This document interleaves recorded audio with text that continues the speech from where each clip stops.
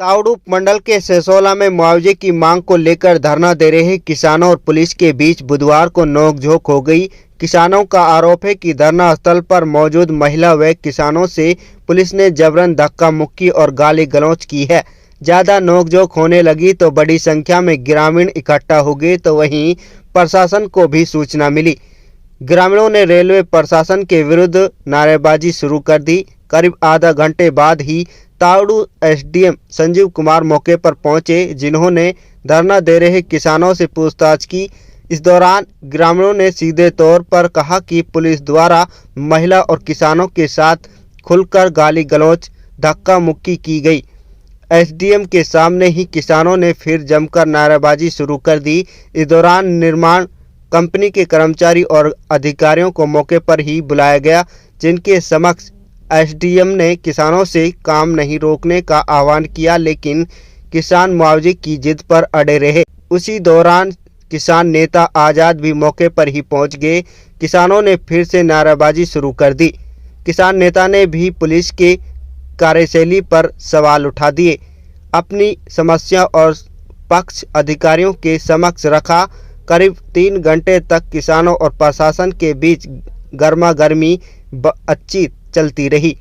फिर किसानों ने एक दिन का समय देते हुए शांतिपूर्वक धरने की बात कही, जिस पर एसडीएम ने सहमति दे दी। किसान नेता आज़ाद का कहना है कि वह एसडीएम के सकारात्मक रवैये से संतुष्ट हैं। एक दिन के लिए काम को बाधित नहीं करेंगे, लेकिन शांतिपूर्वक तरीके से धरना जारी रहेगा।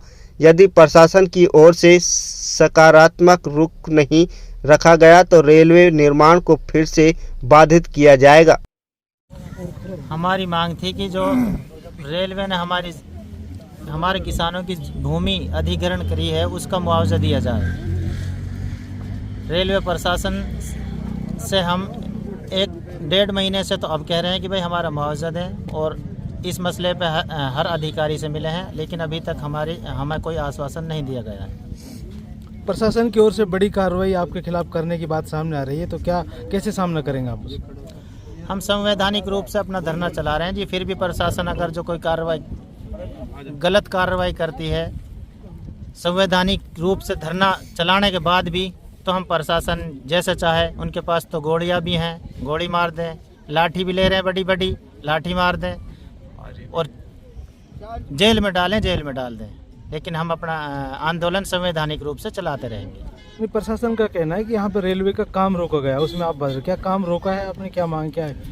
प्रशासन हमारा एक रास्ता खुदा हुआ है। हम प्रशासन से मांग कर रहे हैं कि जी हमारा रास्ता बना दें और हम काम को न रोकेंगे, और हमारा रास्ता रोका हुआ है। सही बात तो यह है कि उसी के लिए हम लड़ रहे हैं।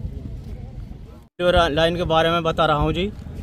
जब यहाँ पे बहुत दिनों बाद में जो है इस खेतों की सर्विस निकल हुई और सरकार ने यहाँ पे बोर लगाए, और तो किसानों के लिए आश्वासन दिया कि हम तुम्हारी ज़मीन में बोर लगा रहे हैं, हमको बोर लगाने दो उस मिट्टी चेक करने के लिए। तो किसानों के लिए आश्वासन दिया गया। सभी जो उनके पुलिस कर्मचारी और जो इस लाइन के जो कर्मचारी हैं, सब ने आश्वासन दिया कि तुम्हारी ज़मीन जाएगी, 100% जाएगी। इस वजह से हम छोटे किसान हैं, गरीब किसान हैं। इस आश्वासन के ऊपर हमने बैंक कर्जा भी लिया और जो है हमने दूसरे भाइयों से कर्जा लिया। हम इसकी जो है भाग दौड़ में लग गए, और जो है हम ये चाह रहे हैं, हमारी जो ज़मीन जा रही है, पहले आश्वासन दिया था कि आपके लिए भरपूर जो हिस्सा मिलेगा, यानी जो दूसरा रेलवे लाइन गई है उसी हिसाब से मिलेगा।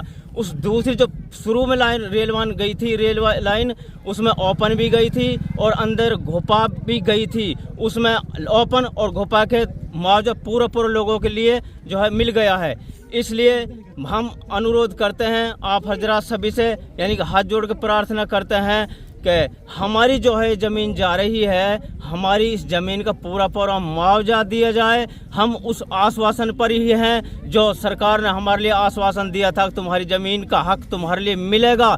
हम जो है अभी भी जो है पुलिस ने हमारे ऊपर लाठीचार्ज की है, बुजुर्गों की जो है और औरतों को भी जो है उसने भला बुरा किया है, बच्चों को भी मारा पीटा है और बुजुर्ग लोगों को भी जो है हाथ तपाई की है और जो है लाठीचार्ज की है। हम इसलिए भाई जो है अपनी ज़मीन के हक को लेना चाहते हैं। कल को हम जब मर जाएंगे तो हमारी औलाद क्या कहेगी, तुम्हारी जो है तुम्हारी शान पर तुम्हारे सामने नजर रेल वाली लाइन निकली तो तुमने उसका मुआवजा क्यों नहीं लिया। हम इसलिए हम खुद भी और हमारी जो लाइन आ रही है बच्चों की, हमारी जो है आस औलाद चलेगी, हम आस औलाद की जो है ऐसे नहीं चाह रहे हैं हम कब्रों में चला जाए, आस औलाद हमारे लिए गाड़ी देती रहे। इसलिए मैं हाथ जोड़ के प्रार्थना करता हूं कि हमारी जो है इस जो ज़मीन जा रही है, चाहे किसी की 4 बिस्वा जा रही है, चाहे 2 बिस्वा जा रही है, हाथ जोड़ के प्रार्थना ये है हमारी तरफ से, सभी भाई किसानों की तरफ से कि लेकिन हमारा पूरा हक पूरा मुआवजा दिया जाए, हमारे साथ ना इत्तेफाकी की जाए।